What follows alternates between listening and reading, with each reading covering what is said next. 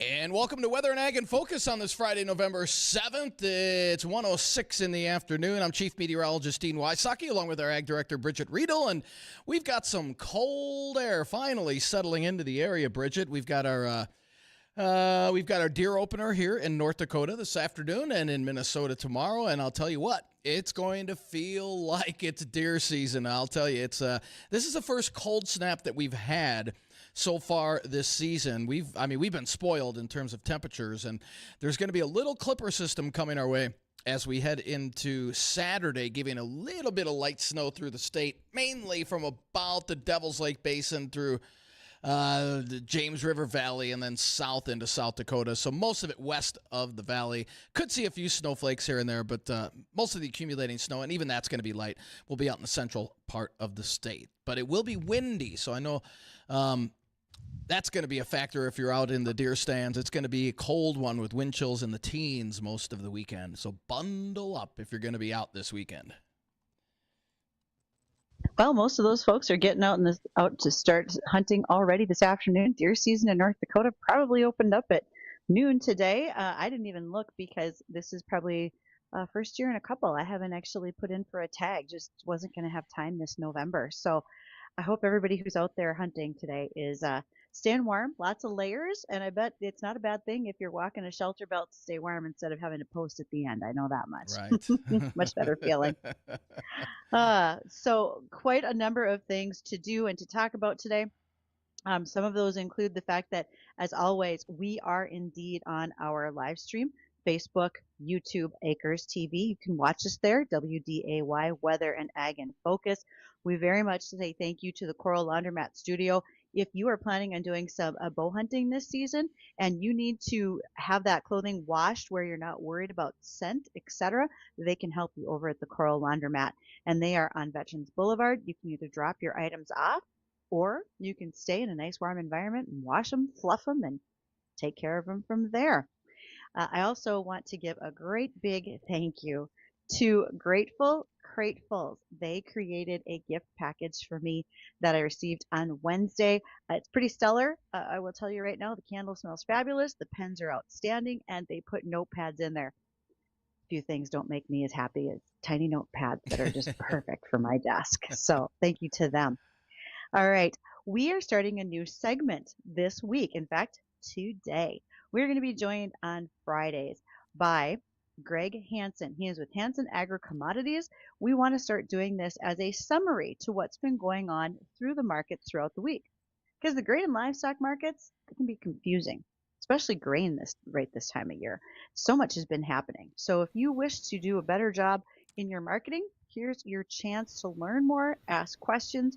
You can do that with the JLA Insurance phone line today, 701-293-9000. And you can send us questions, ag@flagfamily.com or weather@flagfamily.com. Our inboxes are powered by Superior Grain Equipment. Gregg Hanson. Let's get this thing started. Not everybody knows who you are. You're kind of new to our listeners. So please introduce yourself. Well, my name is Gregg Hanson. I am president of Hanson AgriCommodities. So we have a business. We help farmers market their grain and livestock. My background is being in the grain business. I used to be a grain buyer on the Minnesota side of the valley 20-some years ago. I've worked for large grain companies. I've worked for co-ops, and now I'm going and starting to work for the farmer and trying to take the things I learned from the grain business and give my farmers an advantage. Like any game, if you don't know all the rules, it's hard to win. And we know how the games are played. And so the guys that we work with, we kind of have a little bit of advantage knowing how this grain market really works. Everyone says, the elevators have the advantage. We're trying to give our farmers an advantage. So that's what we do. We've been doing that. I've been in the grain business since I got out of college. It's all I know how to do. And talking to the farmers is the part of the business I really enjoy. Well, your segment from here on out on Fridays is called Market Uncovered. And so this week, what did you uncover, Gregg? What did things look like in our commodity market? Well, summary on the grain side is we had some profit taking yesterday. So really, we had a kind of a good run early. We've set back. We're waiting on China to come and buy those beans. So with the run up we've had on the board, we've kind of priced ourselves out. It looks like Brazilian beans are 40 to 50 cents cheaper than our beans. And it sounds like in the deal that was made last week, where they're going to come in and they're going to buy 12 million tons, roughly 440 million bushels. But it sounds like there's a clause in there. They don't have to just buy them if we're not competitive. And so if we can get our beans cheaper, then they'll come and buy. And that makes sense. Why would they automatically buy ours if we're not competitive? So we've priced ourselves out of the marketplace right now. And so we're just kind of waiting for the market to set back here, I think, to where we can get competitive. Then I think we will see the Chinese come in and buy. I really think they need them. But we know there's been at least 24 cargoes of beans out of Brazil sold to China in the last week. And we were kind of hoping that was going to be our business. So we need to get more competitive.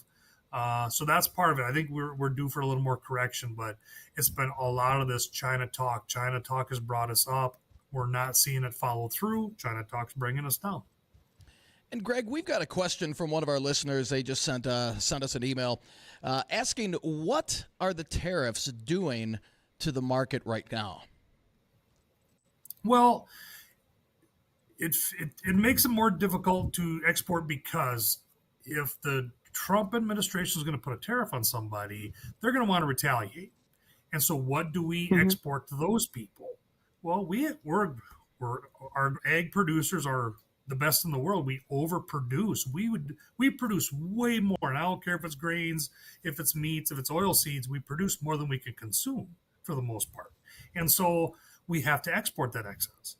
Well, if the Trump administration is going to put a tariff on country A to bring their goods in, they're just going to retaliate and put a tariff on our stuff, which typically has been ag products. And so it's just making it more expensive for them to buy our products. Even with the China trade deal, they still have a 10 or 15% tariff on our soybeans. When you think about it, that equates to about $1 a bushel when you're talking $11, $12 product. So if, as long as that tariff's on, our beans are $1 more expensive. If the tariffs would go away, we'd be competitive. It's like right now, Brazilian beans to China are 50 cents cheaper than ours. If we had no tariffs from China, we'd be 50 cents cheaper. So tariffs just make things more expensive for everybody. Well, overall, absolutely. And it's not just China. Everybody is watching each other, trying to figure out where they're going to buy, because it's like any other shopper in a marketplace. You're not going to buy what's more expensive if you don't have to. We talk so much about China and soybeans. Who else should we be thinking about when it comes to trade that we should be keeping our eye on? Any insight into that? Well, if you look at the bean exports we've done to this date, bean sales are way, way behind. And it's because we haven't hardly sold anything to the Chinese. But if you take China out of the equation and just look at where we sold elsewhere, we've sold more beans to all the other places than we've ever done at this time. We're way ahead on sales to there. So what you're really seeing is we're seeing a changing of who's selling to who.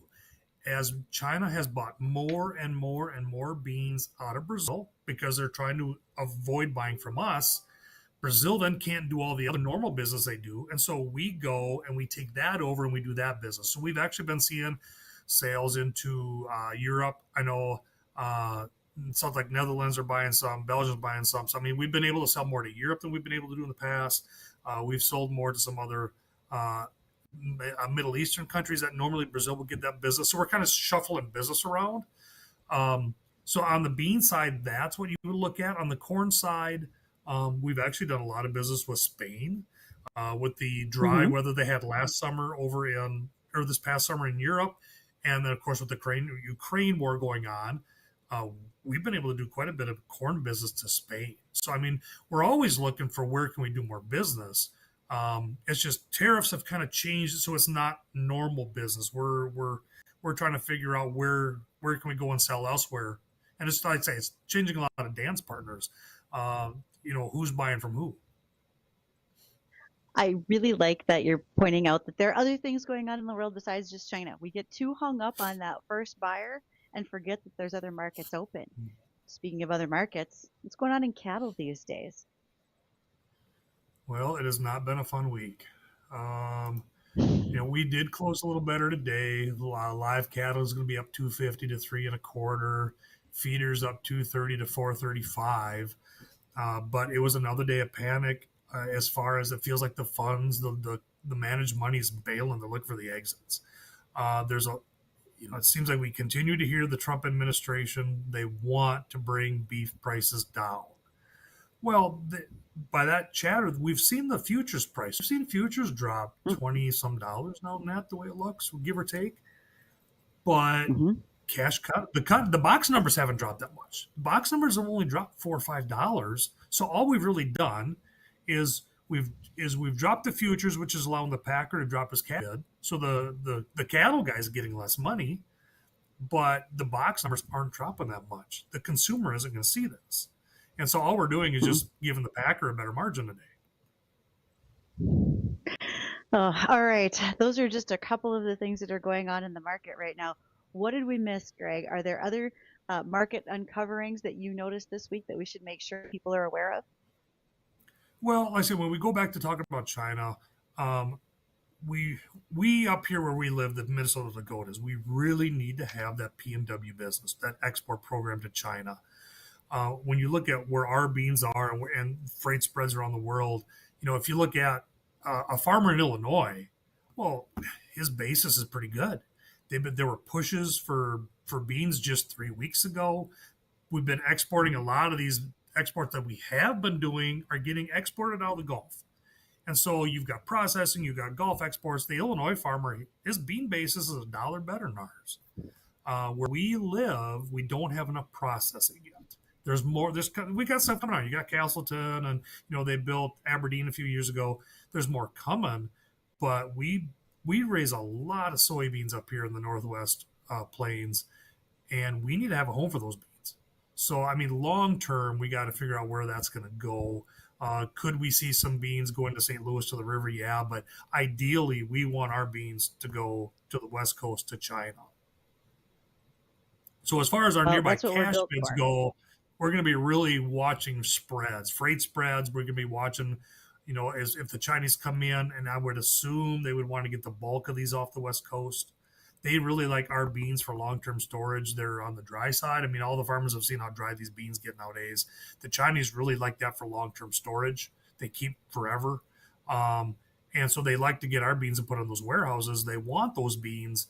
But here again, they're not going to pay a high price for them. They want to pay what's fair, but we've got to have that. We've got to have that business to go west, and that's gonna be the question. Is once they buy what they want, then what? What do we do with the rest? We won't. We don't have enough. We can't see the Chinese buy enough in the short term to offset the huge crop that we had here in Minnesota and the Dakotas.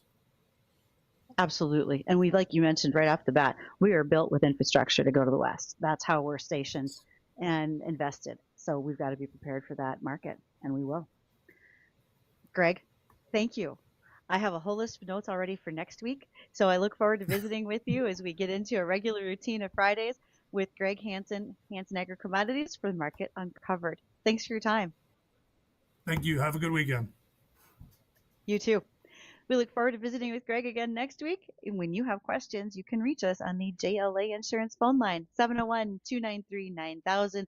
Send those emails to our inbox powered by Superior Grain Equipment, because if you are looking for bins, dryers, and so much more in your grain handling, check them out at Superior Grain Equipment. We'll be right back.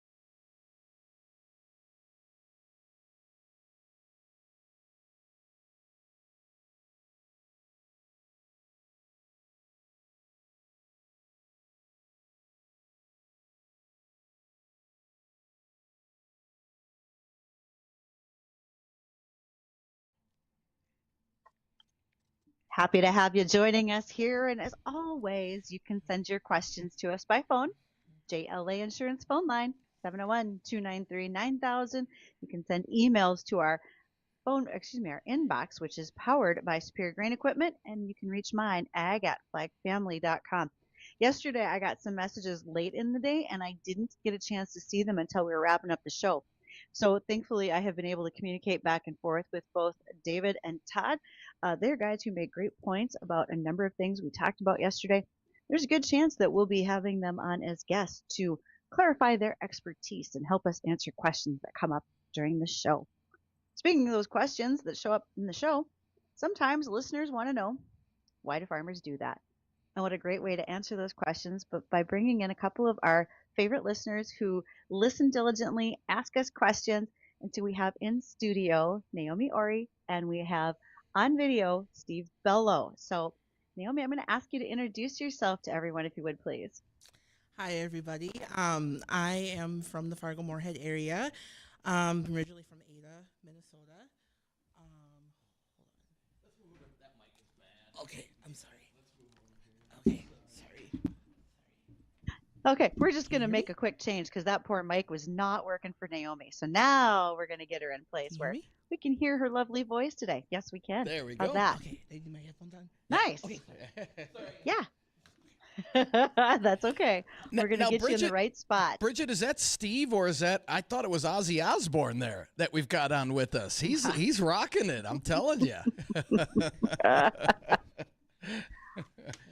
All right, Naomi, now we've got the mic situation figured out here. So Testing. Are you guys there you go. Yeah.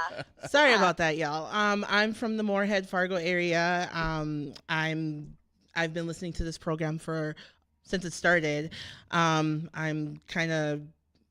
like to learn all the things and everything, and this show has been great on having various guests coming on with questions and expertise, and I really am honored to be here today.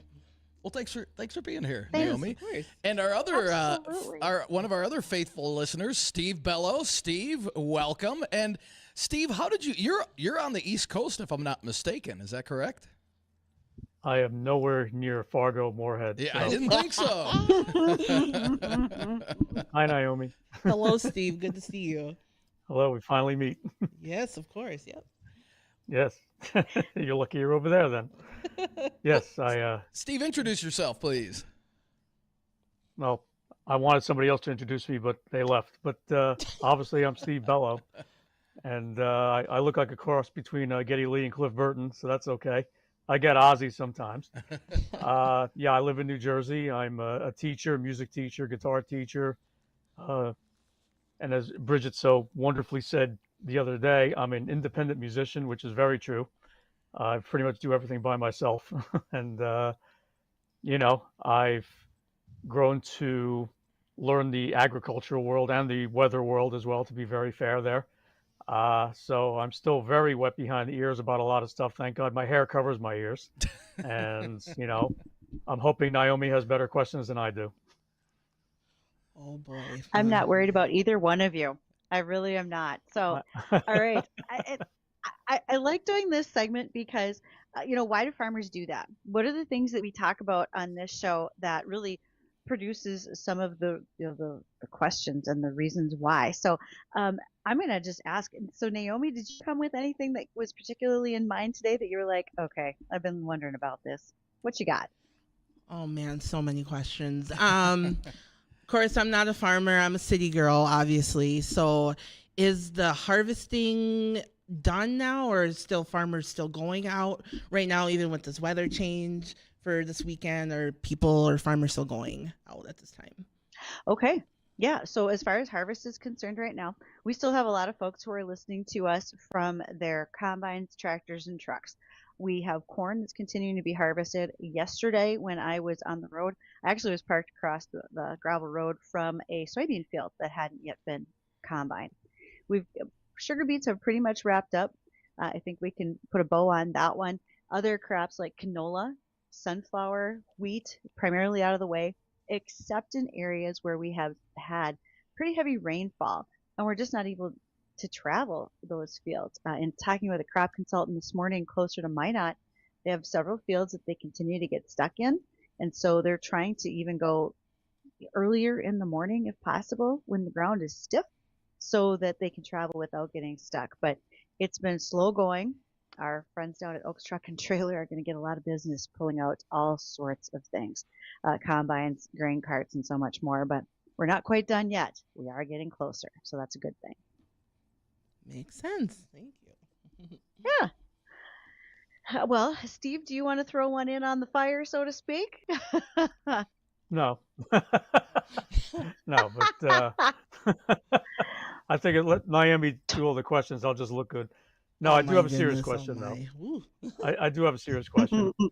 Okay. I'll just cut right to the chase. What did farmers do during the lockdowns when nobody can go anywhere? That's a pretty viable question. I don't know if anybody ever thought of that. And especially because for you, Steve, in an East Coast state, you were probably feeling like you lived in, a prison ward at that time. You guys really couldn't go anywhere during lockdown, correct? Out in New Jersey? You were allowed to go for walks until 8 o'clock.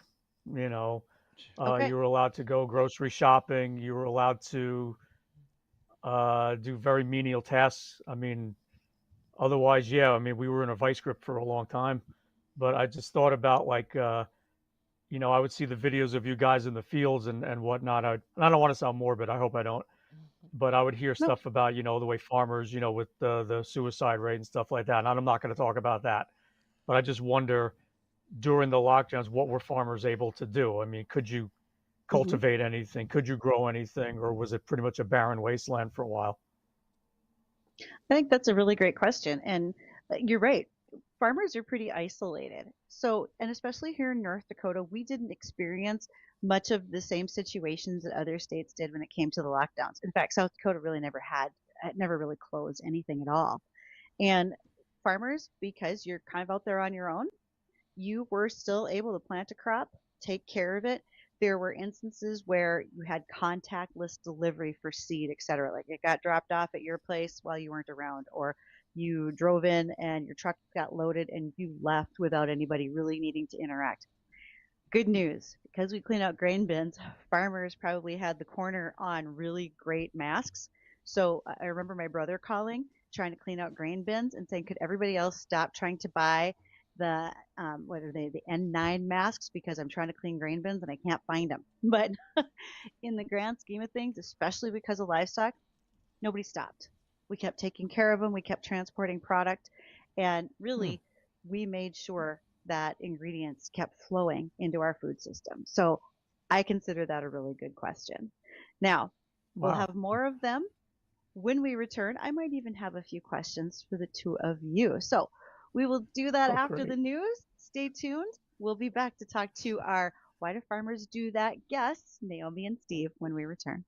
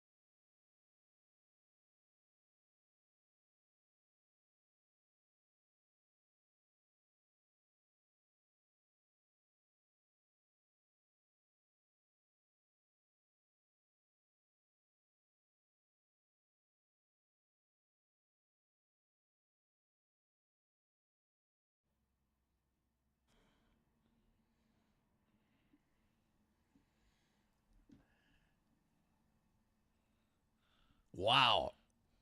That's some guitar there. And if I'm not mistaken, that's Steve playing, isn't it? That sounds awesome. That sounds awesome. Great work, Steve.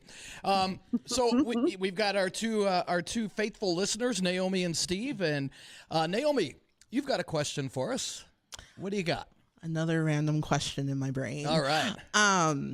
With farmers and ag and too like that, I'm kind of want to learn more about like crop insurance. Is there a certain crop insurance that they need if, let's say I want to farm, do I get the land first, then talk to an insurance person, or how does that work? Ooh, okay. So let's start with, you want to buy land. Yeah. Most farmers carry like a liability policy on their land. So you're delivering a tractor, right? And something bad happens. So there's a liability policy, the same as we would all have on our homes for instance, for incidents that would happen. When it comes to crop insurance, now we would want to plant our crop, know exactly how many acres we have. Then we can go to our crop insurance agent and we can talk about, and by the way, I'm sure there's some agents listening who at this point are like, wait, I'll call in, and you can. And you can insure for hail. Okay, you can do like a multi-peril policy in case there's multiple things that should happen, but those are probably the most common. Earlier today, I had a chat on Twitter, and I was visiting with a lender from Nebraska, and he said, we have we have drought, and we have hail in Nebraska. Those are the only things we really worry about affecting our crop down here. So yeah, there are different things you can do. If you're a livestock producer, you can insure your cattle, because I think many have heard me say it is not unexpected that lightning strikes can happen out in a pasture, and you can actually lose livestock in that regard as well. I've heard stories like that. I think there was one in Alabama this past summer where a farmer lost, I think, like 8 cows from a lightning strike. Oh, wow. So it was They did. probably really lightning hard hit for the them. tree. Yep. Yep, lightning hit the tree, and the animals were underneath the tree seeking shelter during a storm. Maybe wasn't their best plan. Yeah. Yeah. And Bridgette, I've got a question for Steve. Sure. Steve, you've been playing guitar for 20 plus years, and what is 47? 47. All right. Well, you don't look that old, so that's what I was trying to. Thanks. And so, what is the best live music rock star that you've seen Besides me? besides you? Yeah. Like that. What's the best concert you've seen? Rush. I Two heard times I saw Rush, easily the best live band I've ever seen. Really. So because a lot of bands sound a little different in concert than they do, obviously, through their albums or recordings. So they're the best ones, huh? Yeah, I would say them. Iron Maiden came in a really close second for me.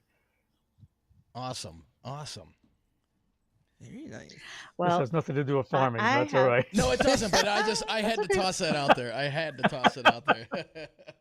We should have a show. Why do guitars Okay. do that? Yeah, right. Steve, you got some more questions for us. Let her rip. Oh, it looks like Bridgette was going to ask something, but Go ahead, Bridgette. I Go have ahead, one for please. all of you, All right. actually. Yeah. So, okay. I know that we're maybe not all as particular about, facial recognition. Sometimes we say that I'm not good with names. Maybe I recognize a face, etc. So here's a little fun fact I'm going to have you guess. A sheep can remember faces for up to how long? Like if you have them as a lamb and you sell them off and then all of a sudden you reconnect with that flock, how much further down the line will that sheep remember who you are? Remember your face? I'm going to say about a year. 1 year. Okay. Naomi's in for a year. Steve, what do you think? well, I have a face for radio, so I'm going to say 5. 5 years. 5 years? Okay. Dean, what do you think? I'm gonna go lucky 7. Okay. Addison, do you want in on this game? You won't fool me with this trick question. Everyone knows sheep never forget. Wait a minute. But a bum. Actually, Naomi is very close. 2 years. Wow. Sheep will remember faces Oh, for wow. up to 2 years. Yes. Now, any guess on what was the first crop? It would be a vegetable that was grown in space. This was aboard the Space Shuttle Columbia in 1995. Any idea what could have been the first crop? Bueller? Anybody got one for this? I remember this story. I'm not going to Cheat Google. now. Don't worry. I'm not. How Gene, about, we can see you typing. You're on you said camera. you said it was a vegetable. For real, Bridget, you said it was a vegetable. A vegetable. What do you think? I'm gonna go with a carrot. Okay, we have carrots. Okay, others? I'm throwing Dean out just because I know he's the answer typing over now. there. Okay. My guess was actually taken because I'm trying to think like it must be small if they're growing it at a space shuttle. Okay. I don't know. Tomato. Tomatoes. Okay. Addison, did you have one that you wanted? Not anymore. Both my guesses have been Okay. taken. It rhymes with tomato. Yeah, it's a potato. Oh. So for the movie The Martian, suddenly we have a connection, right? If you've seen that movie. Interesting. There you go. All right, Naomi, go ahead if you've got something else. Oh, I'm stumped. Steve, do you have a question? That's okay. Alrighty. I was watching ahead. the long show, whatever you want to call it, from Wednesday when I could, back and forth. Oh, yeah. Obviously, farm show, the yeah. one thing that was important. Yes, thank you. Unlike sheep, I can't remember anything. But the one thing that was brought up a lot, and I thought it was fantastic, was you're focusing on the youth, and do you feel that I sound like my dad here? Today's generation, kids today, are they really channeling what the FFA is all about? Do they really feel like, okay, this is really something? Or as Dean said, not to put him on the spot, something like, kids are just busy with their phones and whatnot. Are they really taking action? Well, so first of all, Dean, do you want to say anything? Because you were there and you witnessed, but otherwise I've got some comments Go to ahead. make Go for ahead, it, too. Bridget. Go ahead. Okay. I always have faith in youth. You're right. Since the 40s, every parent has said that the next generation is going to ruin this country. We're all going to go the hell in a handbasket. Get off my lawn. But yet, every time our youth have proved us wrong, and there's always bad apples, but things have gone extremely well. The students that we work with, whether it's through our assistant ag director program and having students on air with us for show segments, etc., they come in and they show incredible leadership, maturity, organization, and speaking skills. And I'm very, very proud of them. In fact, this Saturday night, I am hosting as MC the North Dakota FFA Foundation Blue and Gold Gala, where as a fundraiser, we anticipate raising $100,000 for those students in North Dakota for scholarships, helping them buy cattle, their FFA jackets, putting them into more contests and national recognition whenever we can. So I really think they do. And I'm gonna be a little more pessimistic because I think with AI, we didn't have to worry about electronics and always being on your phone. We had a much simpler life when our generation was blooming. The generation now that's coming up, and yeah, there's a lot of great individuals in it. And Bridgette, you had a couple on for your farm show. If we could get more of our youth like that, that would be better. But I think that it's the society today with electronics and just being a distraction. I hope I'm wrong, but I think we're going in the wrong direction. But we need our youth, the good youth, to step up and say, no, we're not going to let this happen. And hopefully that's the case. I think that's probably a excellent point, is that we want kids to continue to step up. And you never know. By doing that, there might not be those that are concerning. We'll have a lot more positive kids. Right. Yeah, absolutely. Okay, guys. Quick question for you guys. Yeah. Well, everything's been... I got one for you. Go for it, Bridgette. True or false? Okay, true or false? Do cows have best friends? Yes, and the answer is me. I'm going to say true. True or false? True. I'll say true. True there, Steve. I Dean? think True. so. Dogs do, cats do. Absolutely. Cows have best friends. Studies show they get stressed when they are separated from their preferred companions. Aw. Aw.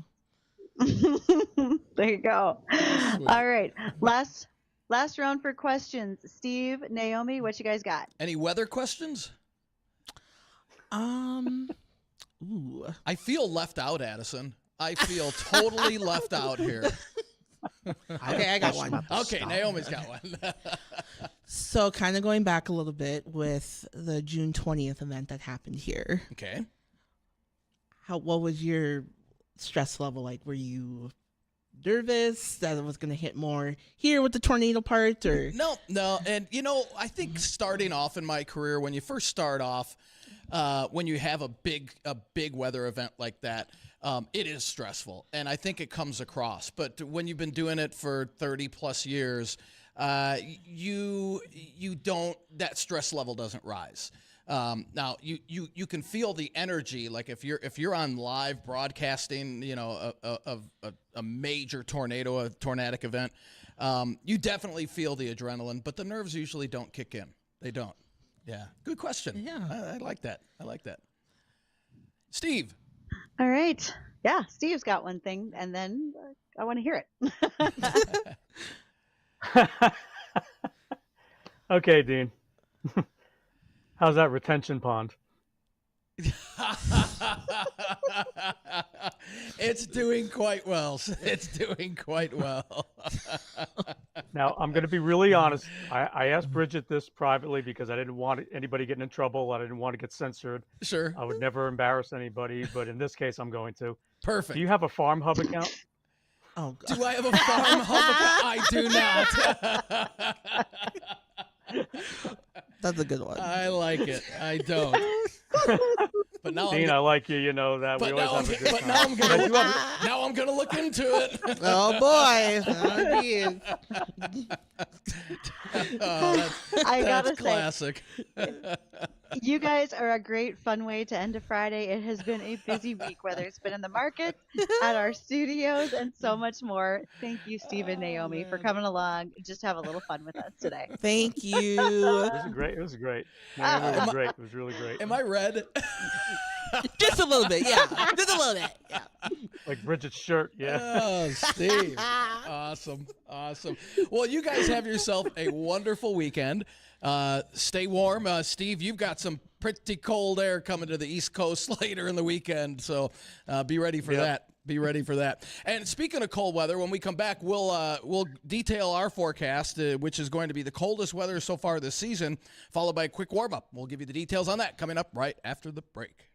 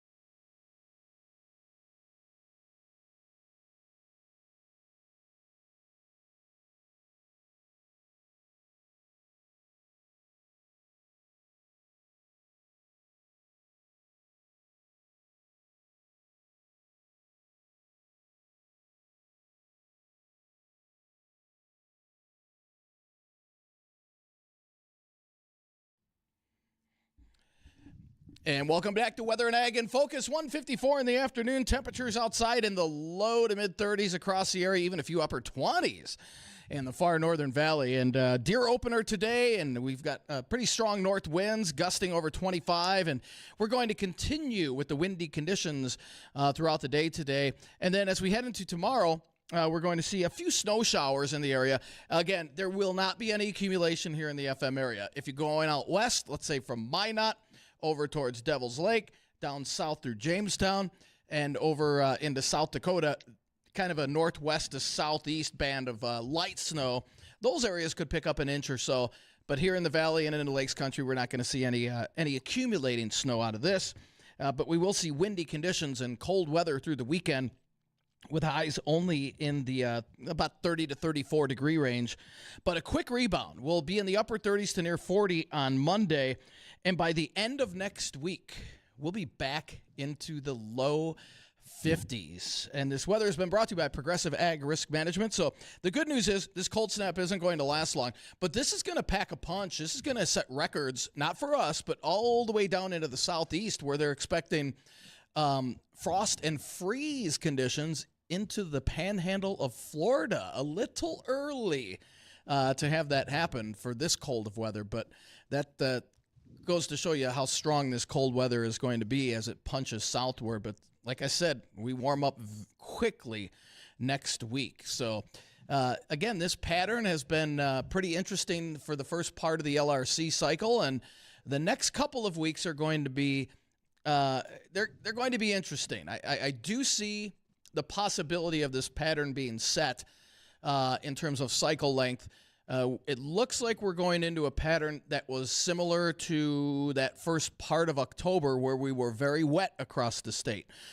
So once we see that, then we know the cycle is about ready to be set, and then we can get the cycle length and be able to predict out through the rest of the winter. But it's been a mild start, that's for sure. So expect so far this winter, as winter does go deeper, we're going to have some mild stretches this winter. So it's not going to be one of those prolonged, are we ever going to see spring? I think we'll see some breaks, and those breaks will be significant the way it looks right now. So, and again, we'll have more on that on our LRC special coming up here. We're going to figure out that date when we're going to have it. It's either going to be just before Thanksgiving or immediately following Thanksgiving. I'm going to have a chat with Gary this afternoon, and we're going to nail down a date on when we're going to have that, and then we'll let everybody know next week when we're going to have that weather special with the LRC, and we'll have our winter outlook all put together as well. Excellent. Well, don't forget that as you are planning ahead for the winter, make sure you check out the fence check assessment on techsupportfarm.com, because we want to make sure that your internet, your security is the most imperative. We're getting towards the end of the season where farmers are spending a lot of time sending messages via their email to insurance agents, crop consultants, bankers, and so many more folks. And we want to keep that information protected and secure. Make sure you check that out at techsupportfarm.com. Also, a reminder from the North Dakota Stockmen's Association. There are roughly 20,000 brands in the state of North Dakota that have already been renewed, but almost 3/4 of the state registered brands need to be done before the end of December. You probably got a notice in the mail to do it. Make sure you fill that out. If you are concerned that you haven't gotten it done, give them a call at the North Dakota State Stockmen's Association office, 701-223-2522, or email me for the number. And don't forget, the Jay Thomas Show is next.